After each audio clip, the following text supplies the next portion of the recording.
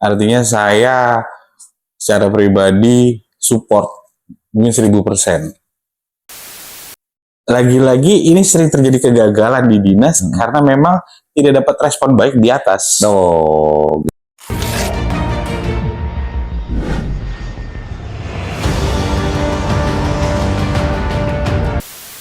Assalamualaikum warahmatullahi wabarakatuh. Kembali di program Speak Up. Sampai kebelibet dah tuh. Speak Up. Nah, kali ini saya berada di ruangan salah satu wakil ketua DPRD Kota Bekasi. Masih muda, politisi handal dari partai besar. Beliau ini juga sempat kemarin mendeklarasikan diri untuk menjadi wali kota. Dengan mundurnya dia, tapi nggak maju lagi. Berarti nggak poco-poco, mundur benar mundur gitu. Namanya cukup singkat. Haji Faisal. Udah haji belum? Belum bang, insya Allah bang, amin. Kita doain. Yeah. Nanti depannya ada Haji Faisal. Amin. Kalau SE-nya udah ada. Udah ada. SE, sarjana ekonomi ya. Iya, betul. Bukan sarjana Edian katanya kita. Hal ini beliau ini salah satu unsur yang dibawahi adalah pendidikan ya, Komisi 4 ya. Nah, kita mau tanya-tanya seputar yang lagi ngetren sekarang, dibahas jadi perdebatan. Kita lihat tayangan berikut ini dulu. Nanti saya cek. Sudah berapa hari saya boleh nengok? 3 hari boleh. 3 hari. Siap, boleh. Saya 3 hari akan nengok nanti. Siap. Ya, terima kasih. Siap. Kami anak-anak. Ya boleh. Terima kasih.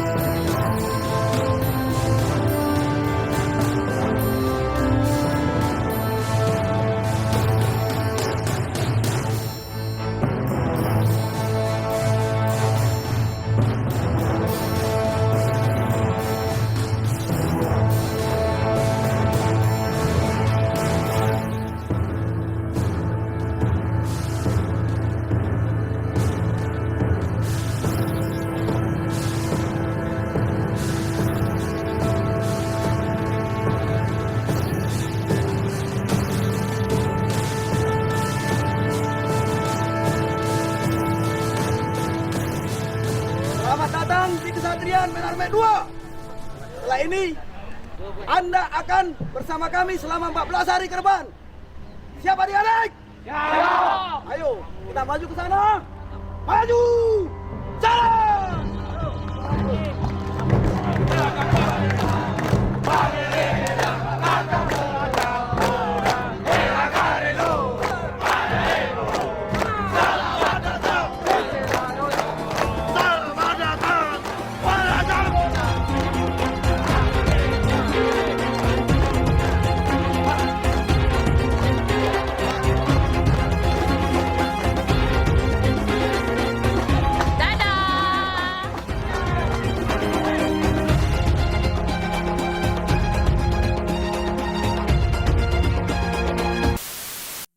Nah, itu tayangan yang tadi di Purwakarta, di mana ada 39 siswa yang diserahkan oleh orang tuanya, yang katanya mereka sudah sulit dikendalikan oleh orang tuanya.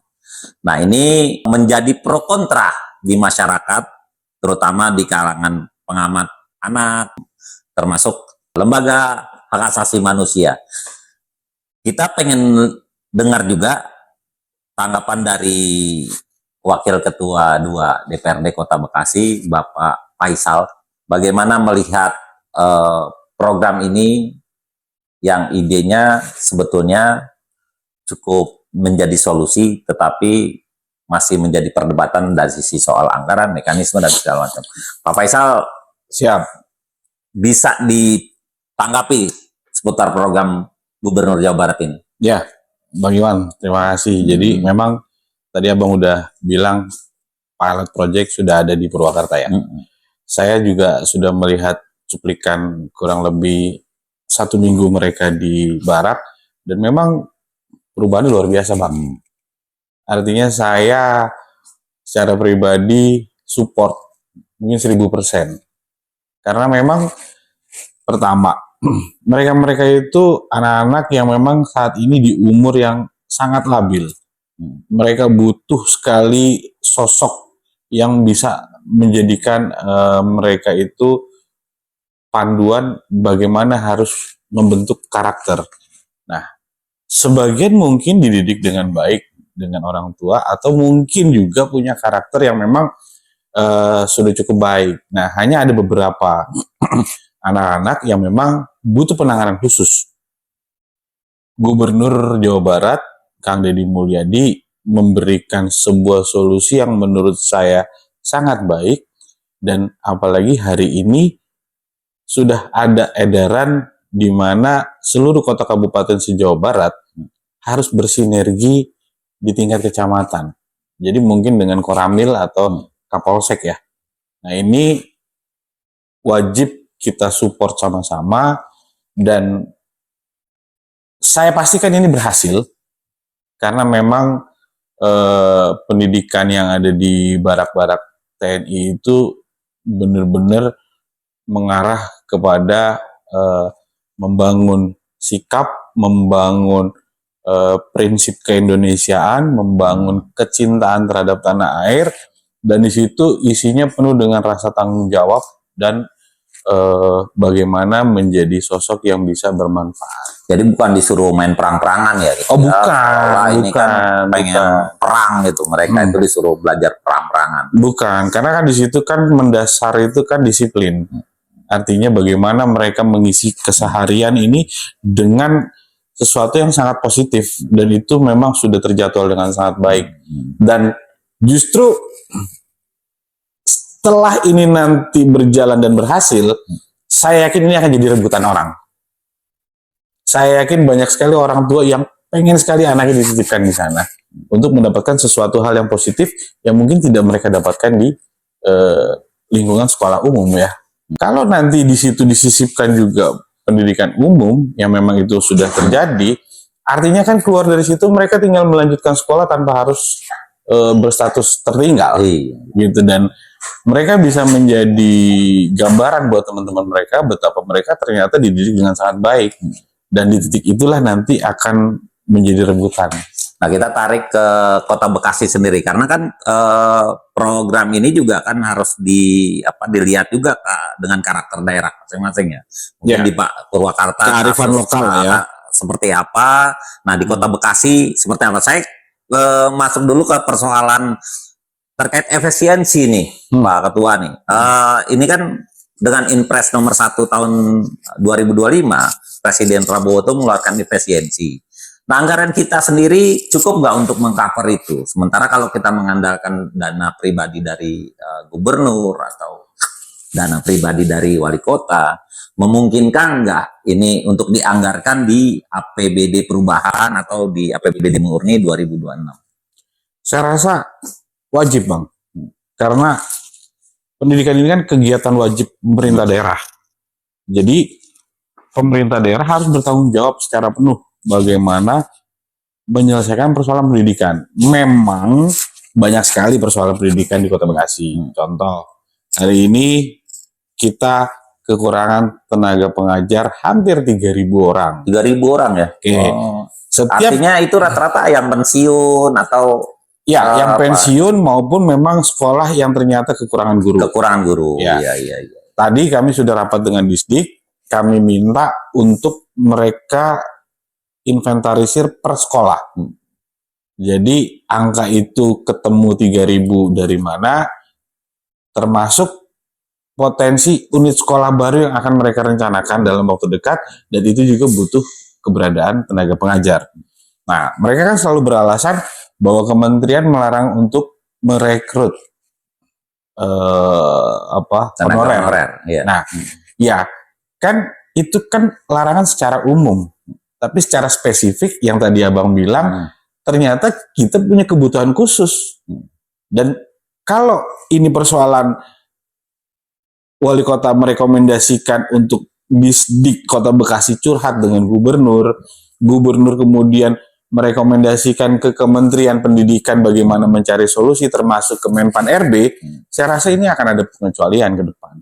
Dan pemerintah tidak boleh lagi bilang tidak ada anggaran untuk baik itu menggaji guru ataupun infrastruktur lainnya. Itulah tantangan pemerintah bagaimana menyusun dari tahun ke tahun agar persoalan ini terurai, berangsur selesai. Jadi saya rasa anggaran biar fokus pemerintah di sini bagaimana dari tahun ke tahun persoalan harus berangsur selesai dan pendidikan menjadi barang wajib yang harus dikerjakan serius oleh pemerintah, dan khusus di Kota Bekasi itu tadi kekurangan guru, ya, kedua infrastruktur, ketiga pemerataan sekolah negeri yang ada di 56 kelurahan di Kota Bekasi. Nah, kalau bicara tadi infrastruktur, banyak sekolah-sekolah juga yang SD, SMP itu di Kota Bekasi itu yang memang kondisinya parah ya. Yang terakhir kemarin itu masalah di SD salah satu sekolah di Padurenan ya, soal toilet yang bau, akhirnya wali kota juga menegur pihak sekolah. Nah, sebetulnya kalau saya menilai tidak salah juga pihak sekolah. Ya, kalau hanya melihat dari sisi, lo kok WC-nya bau gitu. Ntar dulu, jangan dulu di pihak sekolah disalahkan. Karena kan mereka sekolah negeri yang punya mekanisme. Pemerintah disiapin anggaran belum? Nah, itu. Nah, itu gimana Ketua nih? Mengantisipasi mereka kan tadi saya bilang nggak punya akses ya, mereka ASN, nggak mungkin juga ngedorong-dorong atasannya, ayo Pak cepet dong bangun sekolah saya, nggak mungkin gitulah. Oke, terkesan persoalan pendidikan semua kesalahan Disdik. Padahal setelah kami rapat, sebenarnya mereka sudah punya semua solusi atas persoalan yang ada. Lalu kenapa nggak dilakukan? Hanya semua permohonan mereka selalu tercoret mungkin di Bapelitbangda. Nah, tuh dengar ya. Ya, itu selalu satu. tercoret. Kedua, saya lagi-lagi setuju dengan gubernur kita hari ini, kepala daerah turun dong, bedah renja masing-masing OPD. Sehingga kepala daerah bisa membackup. Oh, ternyata usulan Disdik ini penting semua. Tolong ya Bapelitbangda, jangan ada yang dicoret. Kalau kata Kang Demul kan, OPD yang akan minta anggaran ke saya akan suruh mereka presentasi terlebih dahulu. Berarti kan ini kan sebenarnya kan secara otomatis kepala daerah kota kabupaten sejauh barat harusnya membedah renja masing-masing per OPD, sehingga pada saat kepala daerah tahu oh ternyata renja mereka ini semua penting, di situ baru bisa masuk. Kalau yang dianggap kurang, masuklah kalimat efisiensi, sehingga ini program semua berjalan dengan baik. Nah, ini belum pernah terjadi. Ini belum pernah terjadi kepala daerah membedah renja masing-masing dinas secara detail. Ya akhirnya tadi teman-teman bahwa Disdik itu terkadang juga menganggarkan sesuatu yang nggak penting dan bukan aspirasi dari sekolah, justru dianggarkan gitu kan, diusulkan, sehingga akhirnya menjadi temuan lah gitu kan, baik BPK maupun KPK. Nah, ke depan Disdik juga harus benar-benar menyusun anggaran sarana dan prasarana terpenting. Iya. Kalau menurut saya tadi saya rapat ya, lagi-lagi karena pendidikan ini adalah hal wajib, saya mengatakan sama Pak Sekdis sama PLT Sekdis, apapun yang dianggap Disdik itu penting, tulis semua di dalam renja. Sehingga kami di Komisi 4, saya selaku koordinator, bisa ingat dan akan mengecek ini di dalam Banggar misalnya. Ya. Nah, dan akan misalnya bagaimana mengingatkan kepala daerah bahwa ini semua barang penting. Tapi kalau kami rapat dengan mitra terkait dan kami tahu semua persoalan itu. Ditambah kepala daerah juga akhirnya membedah ranger itu secara pribadi masing-masing dinas. Ini kan akan memperkuat sebenarnya. Dan soal infrastruktur tadi, sebenarnya informasi dari Disdik, mereka itu sudah punya tim evaluasi untuk bagaimana setiap sekolah itu dicatat apa kebutuhannya. Karena kalau bicara struktur, infrastruktur ya, ada sekolah yang memang kategori kerusakan kecil yang sebenarnya itu masuk dalam pemeliharaan sekolah. Konon katanya ini bisa menjadi kewajiban sekolah. Kedua, ada yang memang kerusakan ini dianggap sedang. Dan yang terakhir, kerusakan yang dianggap berat. Nah, dua kriteria ini kalau tidak ditindaklanjuti, yang sedang bisa naik ke tingkat berat, yang berat akhirnya muncul di berita abang. Iya, betul. Sekolah roboh, sekolah roboh. Sekolah roboh. Sekolah Nah, ini kan roboh. karena ada pembiaran. Sebenarnya lagi-lagi Disdik sudah punya datanya. Oh, Disdik udah punya ya? Karena dia punya tim untuk mengevaluasi itu semua. Jadi artinya ketika kita naikkan berita juga Disdik sebetulnya ketawa-ketawa aja ya. Dia juga udah tahu sebetulnya. Cuman contoh. actionnya gimana? Betul, contoh. Bayangin kalau kepala daerah tidak turun tangan. Disdik secara SOP mengetahui ada beberapa titik kekurangan sekolah baru dan akhirnya mereka membuat permohonan ke bagian aset untuk melakukan pembebasan. Oke, itu pun bisa iya bisa enggak. Karena urusan aset ternyata juga enggak cuma ngurusin keberadaan lahan untuk sekolah baru. Mereka juga ngurusin lahan penghijauan, mereka ngurusin lahan untuk folder, balai RW dan lain sebagainya. Akhirnya baru menghadapi satu dinas saja, ini sudah ada ketidakpastian. Seandainya dinas aset meloloskan permintaan Disdik pun, itu belum apa-apa. Mereka harus bikin surat lagi ke Disperkimtan untuk bagaimana Perkimtan menganggarkan pembangunan sekolah baru. Iya. Ya kan? Betul. Pernah kejadian setelah Perkim menganggarkan, ternyata penolakan dari warga. Dan akhirnya persoalan ini tidak selesai. Lagi-lagi kalau kepala daerah tidak turun langsung. Nah, yang juga nggak kalah penting dari temuan kita nih Ketua, banyak sekolah di sekolah negeri lah yang milik pemerintah Kota Bekasi belum ada sertifikatnya, sehingga ini rawan diklaim sama orang-orang yang paham soal sejarah sekolah tersebut mengklaim gitu, sehingga muncullah waktu itu kasus yang di Bantar Gebang, ya kan, yang sampai akhirnya pemerintah Kota Bekasi mengganti rugi, padahal itu kalau dibedah juga ya belum tentu sesuai lahan. Dan banyak lagi di SD Jaka Mulia 9 itu juga belum ada sertifikat. Di SDN Pakayon Jaya 3 itu belum ada sertifikat. Dan di situ akhirnya ketika mau ada pengembangan lahan terganjal karena ada orang yang mengaku ini batasnya sebetulnya ini, yang ini bukan lagi pihak sekolah kan gitu. Nah, untuk mengatasi hal yang semacam ini seperti apa wakil rakyat ini? Ya, sebenarnya kami lebih kepada informasi, menyampaikan informasi ada persoalan ini di wilayah kami, ya kan? Harusnya ini terjadi sinergitas antar OPD yang dikomandoin langsung kepala daerah. Kalau memang untuk melahirkan sebuah unit sekolah baru membutuhkan kinerja beberapa dinas, ya kenapa nggak dibuat sama kepala daerah untuk bagaimana ini jadi barang prioritas, sehingga mereka ditargetkan dalam 1 tahun selesai berapa persoalan dan semua termasuk dokumen-dokumen pendukung. Ya pemerintah juga kan nggak sembarangan pada saat membebaskan lahan, mereka harus membuat penlog dulu, ya kan, dokumen juga harus lengkap dulu dan lain sebagainya. Tapi kalau ini dilakukan satu persatu kan lama, kenapa nggak paralel saja? Jadi aset memberitahu bahwa akan segera dilakukan pembebasan lahan, sehingga dinas-dinas terkait yang misalnya harus menyiapkan bangunan, menyiapkan hal-hal yang lainnya, ini juga bekerja bersama pada saat ini selesai, semua selesai. Tahun ini ada nggak target pembangunan baru sekolah baru yang SMP, terutama SMP lah di Kota Bekasi? Betul. tadi memang informasinya ada pembangunan SD baru sedang berjalan, dan SMP itu kalau nggak salah PR mereka itu ada 8 titik. Ada 8 titik. Ya, hanya progres mereka yang 8 titik ini semua tidak sama.